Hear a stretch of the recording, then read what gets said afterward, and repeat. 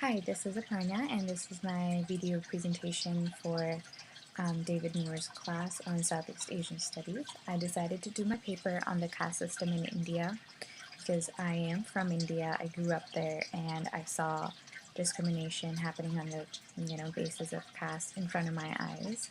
So I thought that I would be able to relate to it and also share my personal experiences.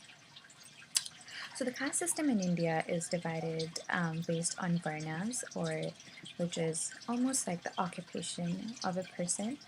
And the four main caste systems in India are Brahmins, which are the priests or the educated ones, the Kshatriyas, who are the warriors, the what was the name again? Vaishyas, who are the traders, they're the merchants, and Shudras, who are considered the laborers. So let me get into a little bit of detail. So Brahmins were the ones who it was assumed that they were the ones who were created by God, and that's why they ranked on the number one in the hierarchical system.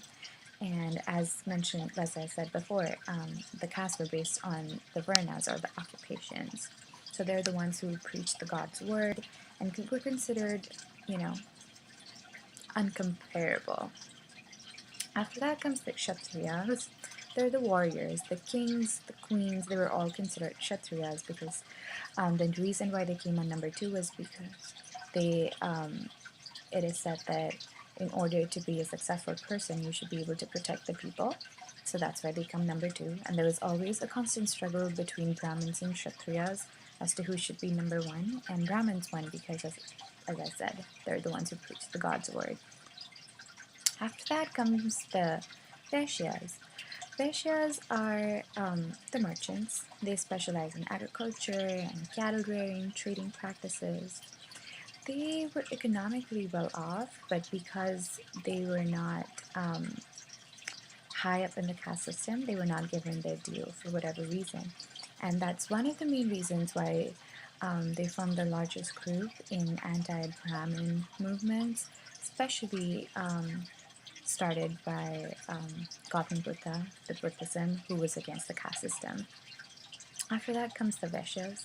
After Vaishyas come the Shudras. They were considered to possess skills that are good for laborers, peasants, artisans, basically not given their due in the society. They were not given any privileges. They were not able to perform any sacrificial activities, nothing. They were not even allowed to enter the temples. They also took part in anti-Brahmin movements. And after that comes the untouchables. They're the ones who are not even in the part of the caste system. Like the caste system only has four, and this is the last one. Like it isn't even there. They were considered untouchables and were not allowed to enter temples, not allowed to drink the same water as anybody else, not allowed to touch anyone, not allowed to be in the same vicinity as someone who belonged to the caste system. Okay, so let's see. I'll just switch forward to the current day scenario. I come from Delhi, which is one of the more urban areas. It's the capital of India, so I would say it's probably one of the most urban cities in India. And I haven't ever seen this happening in front of my eyes, but I know it's something that's always dormant. You can see these differences kind of when we have, because in India labor is cheap, and most of the people who provide health belong to the low castes, and it's changed to a point where they do eat the same food as we do. Mostly they are allowed to go to temples and take part in all the activities, nothing like that.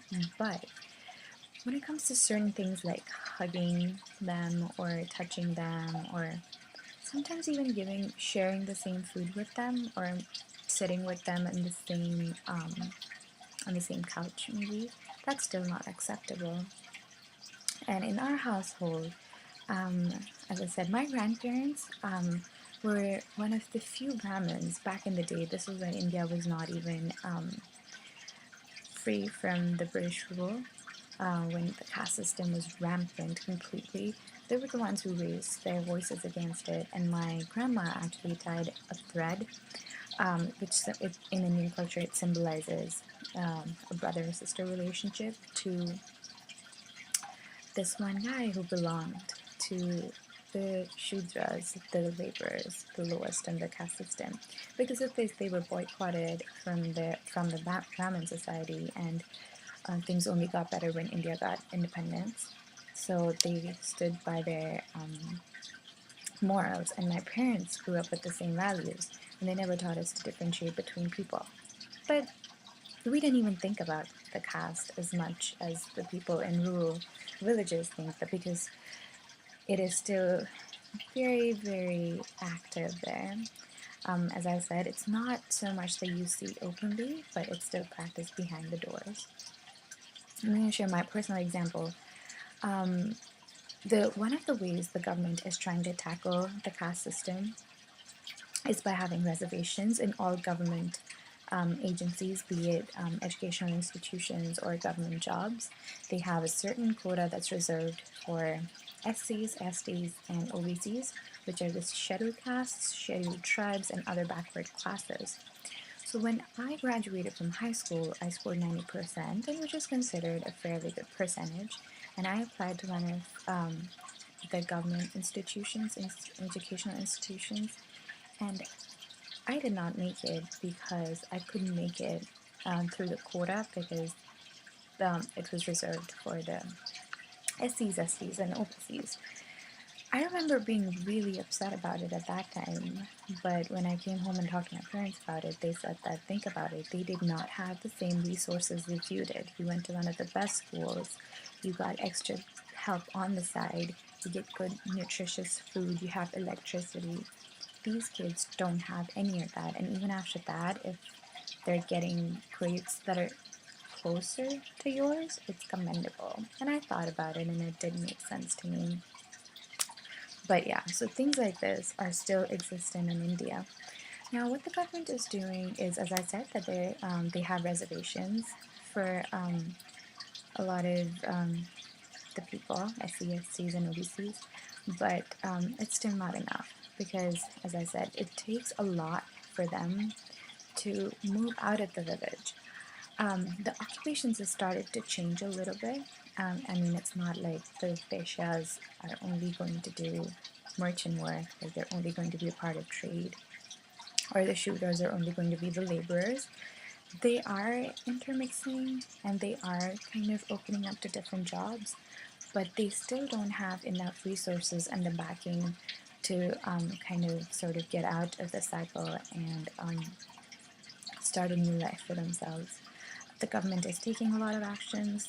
They have these reservations which are for them, but it's still not enough considering the number of people who have suffered from it for so long, that the reservations, I feel, are not enough. And it's still continuing, but education, I feel, is the most important, because people in the villages don't even have that kind of education available to make them aware of the inequalities that are happening. For my reply for the week, I watched Mark Meyer's video on Islam in Malaysia, and I felt that it was really interesting that Islam was religion of choice there, and nobody imposed it on the people. And because it's Malaysia is mostly inhabited by Malaysians, like the local people, Chinese and Indians. Indians have their own culture, Buddhism, Hinduism, and Chinese are, they have their own. So I think it's really interesting how the local people kind of took Islam as their religion, but separated them from the rest and have them have their own separate identity. Almost like India. India has Muslims and Hindus and Christians, and I mean, a lot of religions, but it was before the Indian-Pakistan partition that Muslims and Hindus lived like brothers and sisters, but because of the partition, majority of the Muslims left Majority of the Muslims left India and went to Pakistan. And I'm sorry, I got distracted. Majority of the Muslims left Pakistan, but a lot of them are still there in India, and they've kind of still sort of maintained their individual identity and haven't succumbed to following any other religion. And Indians have made it very clear that they're Indians first and Hindus or Muslims later. They give more value to their national identity than their religious identity. So I thought that was really interesting. And Southeast Asia is filled with so many different cultures that I feel like it's really important for them to kind of live in harmony with each other because they share such a big physical, like geographical space that everybody needs to give their religions their own space. Thank you.